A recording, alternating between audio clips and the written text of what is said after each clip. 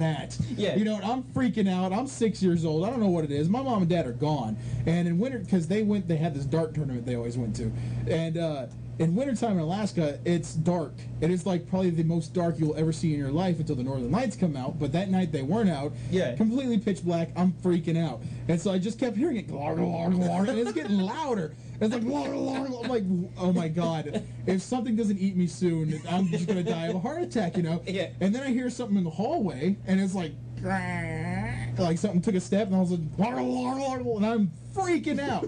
And so it's a glog monster. So I don't know what the hell it is, you know? And so I do the thing that all children do, is where you have to hype yourself up to move in the darkness. Like, if you can't see anything at all, yep. You have to do the thing where you hype yourself, and you're like, if I go really fast, I can get to the light switch. You know, that type of thing. Yep. And so I do that, and I take off running, slam into the wall, and I feel for what feels like half an hour looking for the damn light switch. You know, finally click it on, thinking that as soon as the light comes on, this noise will completely go away. I click that light on, all of a sudden, and this gets louder. And I'm like, what the hell is this, you know? And so I just start bawling because I don't know what to do, you know. And then I hear the creak again, and then my brother just sticks his head in my room and is like, what are you doing? Meanwhile, behind him, is going on, and I'm like, do you not hear this? You know, am I the only one that hears this? He goes, what are you talking about? I said, that noise. What is that noise? He goes, it's the heater, you dumbass. And I was just like, what?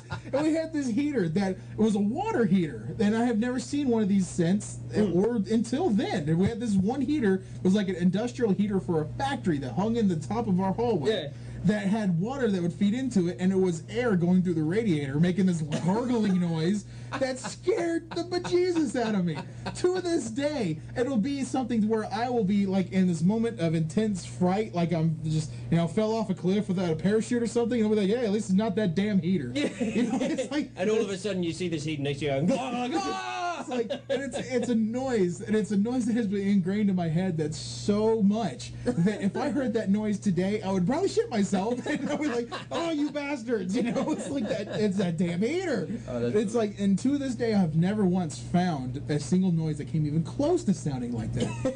It was well, as a kid though, like you're as scared. a kid, you get scared, and your imagination just runs wild. You know, it doesn't help that my brother, you know, we just watched Friday the 13th or something. You know, and my parents are gone. You know, older brother Mike is supposed to be watching us, which means, hey, let's watch a movie. You know, all right, let's go watch a movie. What are we going to watch? How about, you know, serial killer from Mars takes out the slumber party? Like, sounds good to me. You know, throw it on. Yeah. Not to mention our house was out in the Bass Ackwards woods where there's, like, you know, crazy, you know, Mountain Man Joe running around out there wrestling bear. You know, it's like, I don't want to meet that guy. Well, one of my friends, Kat, her mum actually, she was having, like, when she was younger, having a slumber party. And she had all of her friends around, and they were going to watch a video. And I think they're all maybe like 8, 9 years old. I don't know, pretty young. Right. Mum goes out to look for a video, basically for them to watch. Back in the days with proper videos. Yeah. Finds video, takes it, looks at the cover, goes, yeah, this video will be fine. Goes back, puts it in, looked at it. It was it. Because she thought it was a clown in it. So you've got all these 8 to 10 year olds sitting there just scared out of their wits from this creepy clown. It's like, float down here, Johnny. So oh yeah, awesome. Stephen King's It is not something you want to show to children. That's a great movie to just scare the crap out of, you know, your children if you have any. You know, it's like my brother was telling me, one of the traditions in our house is scaring the bejesus out of each other growing up on Halloween. That was it's just we've always done it. As soon as you know what the fear of your brother is, you play on that so hard. It's like my dad's arachnophobic. You know, spiders would get him. But you don't dare play a joke on Dad. Because he'll beat your ass. Dad's out there, you know, killing military men. You know, it's like, I don't need him to try and kill a child. That'll be easy enough. And so, you know, my brother and myself, we just had these just ramp-up contests where we would just scare the hell out of each other.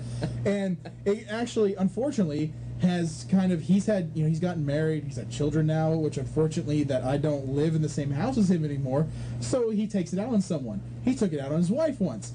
That's never happened again. And I don't know what went down, what he did to her, but she did something to him that was so horrid that he won't talk about it, and he just will not even talk about what he did to her that was so bad. What's his fear? Mike's fear? Yeah. Mike really, it's... There's not really a fear overall, Okay. Yeah. but it's just like if you get to a point to where it's so intense that it's just like he can't figure out how to handle a situation. He'll It's freak like out. my only fear is suffocation, and it's not really you're like made you pass out. You can't have a joke like that. Yeah. That's something that's like, well, we need to Put you in an airtight casket. exactly. Joke's on you. Well, now we need to talk to authorities. I'm sorry, but that's how it's going to work. But that's my only fear is suffocation. So one time he's kind of afraid of spiders and snakes. It's so cliche, but he is. It's just natural fear for a lot of people. But like one time, and this actually stems from one time when we lived in Arkansas, and he had gotten out of the shower and he was drying off and he was getting dressed and he went to go put his underwear on, and as he was pulling his underwear up, he said he looked down and right in the crotch was a giant brown recluse. It was like in the perfect spot. It's like I remember that because the bathroom just blows open and he comes running out there screaming and he's butt ass naked. Didn't even bother to grab a towel, and he runs out of the house and he's like standing in the front yard completely naked. So now there's like this 13-year-old kid naked on our front porch. Mom can't get him to come back in the house, and the neighbors are like, what the hell is going on? So then my mom's like, come on, get back in the house, and my brother's like, no, Embarrassing me, screaming, and so I'm not going back in the house, and my mother's like, come on, get back in the house. It's like, no, she's like, if you don't get in this house, I'm gonna beat your ass. And the neighbors are like, oh dear. It's the Wilsons. That was probably one of the times they were probably happy that we left. It was many times. These Wilsons, there's naked people running around, they're screaming, they keep talking about bears. They keep blowing rockets up and trying to blow their toys up. Well, we had Dad. One of the things that they gave us in Alaska was the bear bomb. And a bear bomb is essentially a shrapnel-less grenade. Okay. That's all it is. It's just the explosive part. There is no shrapnel to it whatsoever.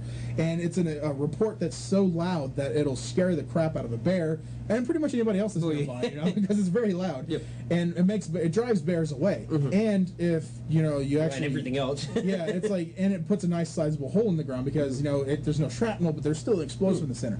And so my dad actually, his specialty in the military was he would train the commandos that went into, behind enemy lines and stuff. He trained these guys. He built the obstacle courses for these guys, taught them hand-to-hand combat and the art of camouflage. But a specialty...